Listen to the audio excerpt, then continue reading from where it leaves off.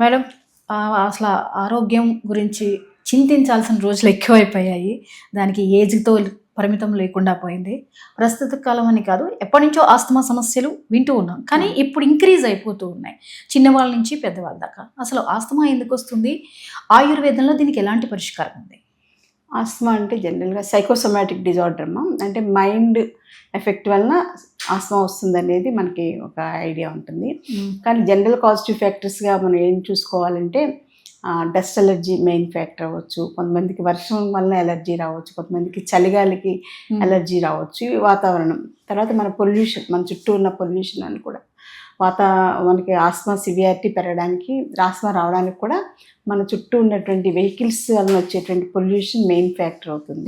ఇప్పుడు ఇంకా ఎక్కువైతే దాంతోపాటుగా ఫుడ్ కూడా కొంతమందికి పుచ్చకాయ తింటే పడదు, సొరకాయ తింటే పడదు, ఇమీడియట్గా వచ్చేస్తుంది అనమాట. ఎలర్జీ లాగా వెంటనే వచ్చేసేస్తుంది. ముందు స్టార్టింగ్ కొంతమంది తుమ్ములు రావచ్చు, కొంతమందికి రొంపలా రావచ్చు, కొంతమంది డైరెక్ట్గా లంగ్స్లోనే బ్రీదింగ్ ప్రాబ్లం వచ్చేసి గాలాడదు, కూర్చోలేరు, పడుకోలేరు, చాలా ఇబ్బంది పడిపోతుంటారు అనమాట. సో ఇది మెయిన్గా ఆస్తమా రావడానికి పాజిటివ్ ఫ్యాక్టర్స్. కొంతమంది కుంకుడుకాయ కూడా ఎలర్జీ లాగా రావచ్చు.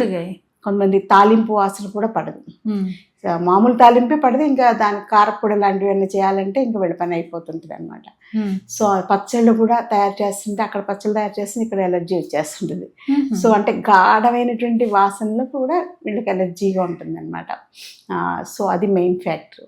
ఈ ఫ్యాక్టర్స్తో ఇన్ని సమస్యలు ఉన్నాయి. అలర్జీలు అసలు చాలా సామాన్యంగా అందరూ చెప్తూనే ఉంటారు. డస్ట్ ఎలర్జీ అంటారు, మీరన్న చల్లగాలి ఎఫెక్ట్, ఇవన్నీ. అంటే వీటన్నిటికీ ఒకటే సొల్యూషన్, ఒకటే డెస్టినీ అంటే ఆయుర్వేదమే అనుకోవచ్చా? ఆయుర్వేదంలో పరిష్కారం ఎలా ఉంది? ఎన్నాళ్ళు ఈ మెడిసిన్ వాడాల్సి ఉంటుంది? ముఖ్యంగా ఏంటంటే ఆస్తమాకి ఇమ్యూనిటీ పెరిగేలాగా మనం కేర్ తీసుకుంటాం. సో మనలో ఒక రకమైనటువంటి ఇమ్యూనిటీ తగ్గడం వల్ల ఊపిరితిత్తుల్లో మెయిన్గా ఎఫెక్ట్ స్టార్ట్ అవుతుంది. దాంతోపాటు బ్లడ్లో కూడా కొన్ని రకాలైనటువంటి ఫ్రీ రాడికల్స్ ఫామ్ అవుతుంటాయి అన్నమాట. అదే కఫంలాగా ఫ్లమ్ లాగా పడుతూ ఉంటుంది కదా అదనమాట. సో అవన్నీ తగ్గడానికి సింపుల్గా ఏంటంటే ఆయుర్వేదిక్ మెడిసిన్స్, చాలా మంచి మెడిసిన్స్ ఉన్నాయి. చ్యవన్ప్రాష్లో చాలా మంచి స్టాండర్డైజ్డ్ చ్యవన్ప్రాష్. అంటే చ్యవన్ప్రాష్ అంటే అందరూ ఏవో 2 ఉసిరికాయలు చేసేసి అయిపోయింది అనుకుంటారు. అలా కాకుండా ఇంచుమించు 50 అరౌండ్ మెడిసిన్స్ వేస్తేనే చ్యవన్ప్రాష్ అవుతుంది.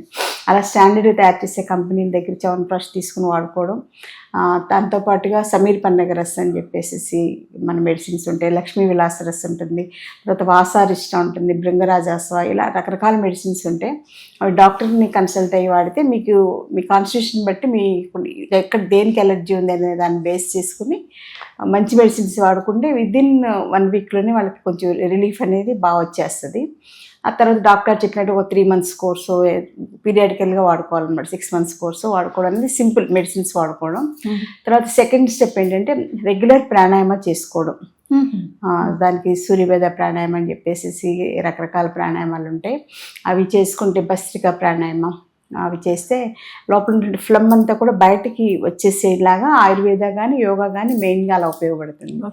So third line of treatment ఏంటంటే ఇవి 2 కూడా పనిచేయట్లేదు, చాలా కాలం నుంచి ఉంది ఆస్తమా, సివియర్ ఆస్తమాటిక్, రోజు సఫర్ అయిపోతున్నారు అనుకున్న వాళ్ళకి ఆయుర్వేదిక్ పంచకర్మ ట్రీట్మెంట్స్ ఉంటాయి. సో పంచకర్మ ట్రీట్మెంట్స్ చాలా బాగా పనిచేస్తాయి. వాటికి ఏంటంటే బ్లడ్లో ఉన్న ఫ్రీ రాడికల్స్ని బయటకు వచ్చేసేలాగా ఫస్ట్ స్టెప్ ఆఫ్ ట్రీట్మెంట్ ఉంటుంది. దాంతోపాటుగా నస్యకర్మ ట్రీట్మెంట్ అని ఉంటుంది. అది ఇక్కడ ఉన్నటువంటి ఈ ఎలర్జిక్ ఫ్యాక్టర్స్ అన్నీ కూడా తగ్గేలాగా చేస్తుంది అన్నమాట నస్యకర్మ. దాంతోపాటుగా ఇక్కడ లోపల ఉన్నటువంటి ఫ్లమ్ అంతా కూడా బయటకు వచ్చేసేలాగా చేస్తుంది. దాంతోపాటుగా అక్యూట్గా సఫర్ అవుతున్న వాళ్ళకి ఎమర్జెన్సీ ట్రీట్మెంట్ లాగా చేస్తాం. సో ఈ ప్లేస్ ఇక్కడ ముక్కు దగ్గర నుంచి ఈ ప్లేస్ అంతా కూడా సాయంత్రం కర్పూరం లాంటి మెడిసిన్స్ కర్పూర తైలంలో కలిపి దాంతో ఇక్కడంతా వేడిగా మసాజ్ చేయిస్తాం. దాని తర్వాత పత్రపోట్లని సపరేట్ లీవ్స్ ఉంటే వాటిని ఉపయోగించి వాటితో కిడి పెడతాం అనమాట. ఆ కిడి పెట్టేసరికి ఇక్కడ ఉండేటువంటి ఫ్లమ్ అంతా కూడా కరిగిపోతుంది, ఆటోమేటిక్గా కరిగిపోతుంది. దాంతోపాటుగా నస్యకర్మ కూడా చేయిస్తాం. అంతా కలిపి ప్యాకేజ్ ఒక 30 to 40 minutes ప్యాకేజ్ అనమాట. దాంతోపాటుగా నాడీ స్వేదం అని చెప్పేసి స్పెషల్ ట్రీట్మెంట్ కూడా చేయిస్తాం. ఇవన్నీ ఇక్కడ ఉన్నటువంటి అబ్డామిన్ పైన ఉన్నటువంటి ఫ్లమ్ అంతా కూడా కరిగిపోవడానికి ఉపయోగపడతాయి. వాళ్ళకి వెంటనే ట్రీట్మెంట్ అయ్యి ఒక 5 నిమిషాలు వెయిట్ చేయమని చెప్తాం, కూర్చోమంటాం. వెంటనే వాళ్ళకి వామిటింగ్ లాగా అనిపించేసేసి మొత్తం ఫ్లమ్ అంతా కూడా బయటకు వచ్చేస్తాయి అన్నమాట. ఆ ఫ్లమ్ బయటకు వచ్చేసరికి వాళ్ళు హాయిగా అంతకుముందు ఇలా ఎగరేస్తూ వస్తారు, డొక్కలు ఎగరేస్తూ గాలి అందక ఇబ్బంది పడుతూ వస్తారు, వెంటనే ఫ్రీ అయిపోతారు అనమాట.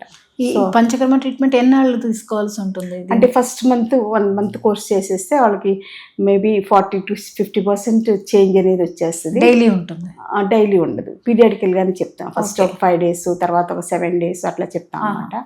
అండ్ సివియారిటీని బట్టి, అంటే ఫ్లమ్ ఏ లెవెల్లో ఉంది, లంగ్స్లో ఉందా లేకపోతే లార్జ్ ఇంటెస్టైన్లో ఉందా అనేది కూడా దృష్టిలో పెట్టుకుని కోర్స్ ప్లాన్ డిజైన్ చేస్తాం.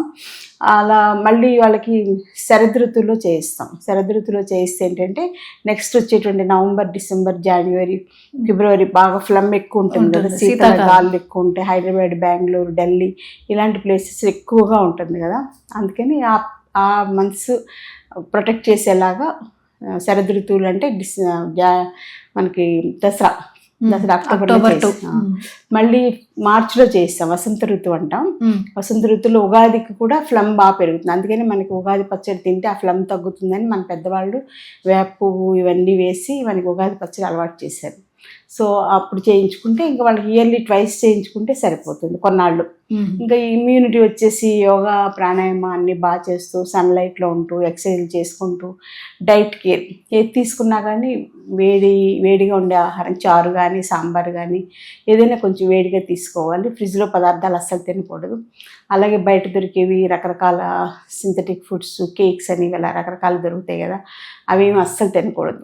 అవాయిడ్ చేయాల్సిన ఫుడ్స్ ఏమైనా ఉంటాయి మనం రెగ్యులర్గా కుక్ చేసుకుని? అవి ఇంట్లో అయితే కనుక కొంచెం పులుపు తగ్గించాలి. తర్వాత ఫ్రిడ్జ్లో పెట్టినవి అస్సలు తినకూడదు. కూరగాయలన్నీ మామూలుగా వాడుకోవచ్చు. కొంతమంది పడవు, సొరకాయ పడదు అలాంటివంటే అవి కొంచెం తగ్గించి తీసుకుంటే సరిపోతుంది. కొన్నాళ్ళకి వాళ్ళకి రెసిస్టెన్స్ వచ్చి కొబ్బరి తీసుకున్నా, సొరకాయ తీసుకున్నా, పుచ్చకాయ తీసుకున్నా ఏం ప్రాబ్లం ఉండదు. సో ఆ రకమైనటువంటి మార్పులు వస్తాయి. మెయిన్గా మానేయవలసింది బయట ఫుడ్స్ ఏంటంటే వాళ్ళు సింథటిక్స్ ఎక్కువగా ఉంటాయి. సో అవి సింథటిక్స్ కానీ కెమికల్స్ కానీ ఆస్మా వాళ్ళకి పడవు. వెంటనే ఇప్పుడు పెయింట్స్ వాసన కూడా పడదు అనమాట. పెయింట్ అంటే కెమికల్స్ కదా, ఆ వాసన వచ్చేసరికి వీళ్ళకి లోపల ఫ్లమ్ అంతా కూడా పెరిగిపోద్ది అనమాట. వెంటనే గుర్రమని పిల్లి కూతల్లా వస్తుంది. సో అందుకని బయటవన్నీ కూడా మ్యాక్సిమం అవాయిడ్ చేసేసేయాలి. అలాగే కార్లో మనం ప్యూరిఫైయర్ పెడుతుంటాం కదా, లేకపోతే ఫ్లోర్ క్లీన్స్ లిక్విడ్స్ ఉంటాయి, బాత్రూమ్స్లో హ్యార్పిక్, ఇవన్నీ కూడా సింథటిక్ కెమికల్స్ కదా, వాటన్నిటికి కూడా వీళ్ళకి ఎలర్జీ. ఈవెన్ నాఫ్థలిన్ బాల్స్ కూడా ఎలర్జీ వస్తుంది. కొంతమంది దోమలకి మస్ట్ అది కొడుతుంటారు కదా, అది మస్ట్ రిపెల్లెంట్స్ ఉంటాయి. అది కాకుండా స్ప్రే ఏదో ఉంటుంది కదా, అది కూడా పడదు. సో మనం అన్ని చోట్ల దోమలు హాయిగా ఉంది అనుకుంటాం కానీ వాళ్ళు అంతకుముందు అది వాడుంటారనమాట. సో అది కూడా వాళ్ళకి ఎలర్జీ అవుతుంది. ఎందుకు వచ్చిందో మన కళ్ళకి కనబడదు, కానీ ఆ స్ప్రే ఉండడం వల్ల కూడా వీళ్ళకి ఎలర్జీ వస్తుంది. సో కొంచెం సెన్సిటివ్గా ఉంటారు కాబట్టి బయటకి ఎక్కువ ఎక్స్పోజ్ అవ్వకుండా ఇంట్లో ఉంటూ ఆహారం వేడిగా తీసుకుంటూ, ప్రాణాయామ కరెక్ట్గా చేసుకుంటూ, సింపుల్ ఆయుర్వేదిక్ మెడిసిన్స్ వాడుకుంటే చిన్నగా ఉన్నప్పుడు తగ్గించుకోవడం ఈజీ. కొంచెం ఎక్కువ ఉంది, ఇంకా నాకు ఇక దీనికి దారి లేదు, మందులు లేవు, ఈ ఆస్మాకి అసలు మందులు లేవంట, ట్రీట్మెంట్ లేదు అని భయపడే వాళ్ళకి మాత్రం ఆయుర్వేద పంచకర్మ అద్భుతంగా పనిచేస్తుంది. అందులో ఎటువంటి డౌట్ లేదు. ఎంత బ్యాడ్ కండిషన్లో ఉన్నా కూడా మనం చాలా బాగా చేయొచ్చు. చిన్నపిల్లలకి ఎలా, ఏ ఏజ్ నుంచి మీకు ట్రీట్మెంట్ అందుబాటులో ఉంటుంది? చిన్నపిల్లలకి డైట్లో మోడిఫికేషన్స్ ఇంపార్టెంట్. అంటే బయట పాలు పట్టడం కానీ, ప్యారెక్స్ కానీ అవి ఉంటే అవి అవాయిడ్ చేయాలి ఫస్ట్ పాయింట్. ఆ తర్వాత వాళ్ళకి ఏది పెట్టినా కొంచెం గోరువెచ్చని వేడిగానే ఉండేలా చూసుకోవాలి. వేడి మంచినీళ్ళు తాగించడం ఇది కూడా కొంచెం చూసుకుంటూ ఉండాలి. ముఖ్యంగా పిల్లలు ఏంటంటే బయట ఐస్ క్రీమ్స్ అని ఇవన్నీ ఇంట్రెస్ట్గా తింటూ ఉంటారు, అవి అవాయిడ్ చేసేయాలి, 100% అవాయిడ్ చేసేసేయాలి.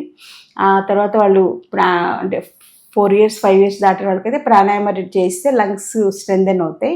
లంగ్స్కి ఇమ్యూనిటీ వచ్చేసరికి ఆటోమేటిక్గా తగ్గిపోతుంది. అలాగే వాళ్ళకి చవనప్రాష్ లాంటి మెడిసిన్స్ తింటారు కాబట్టి చవనప్రాష్లో ఒకవేళ అంత ఎక్కువగా స్వీట్నెస్ లేదనుకుంటే అందులో కొంచెం తేనె ఎక్కువ కలిపి తీసుకోవచ్చు. అదే డాక్టర్స్ని కలిస్తే ఇంకా కాంచనార గుగ్గులని, మనకి భృంగరాజాస్వ, వాసారిష్ట ఇలాంటి మెడిసిన్స్ ఉంటాయి. వాళ్ళకి ప్యాలెటబుల్గా ఉండేవి, సింపుల్గా ఉండేవి చూసుకొని ప్రిస్క్రైబ్ చేస్తే చాలా ఈజీగా తగ్గిపోతుంది. అలాగే వాళ్ళకి ఇంట్లో ఉన్నప్పుడు కూడా కొంచెం అప్లై చేయడానికి ఆయిల్స్ ఉంటాయి, ఆయిల్స్ అవి ఇవన్నీ కూడా అప్లై చేస్తుంటే వెంటనే ఆ ఫ్లమ్ అంతా కూడా ఫామ్ అవ్వకుండా ఉంటుంది. నైట్స్ హాయిగా నిద్రపోతారు. అట్లా చిన్న చిన్న జాగ్రత్తలతో పిల్లలకు కూడా బాగా తగ్గించవచ్చు. ఓకే.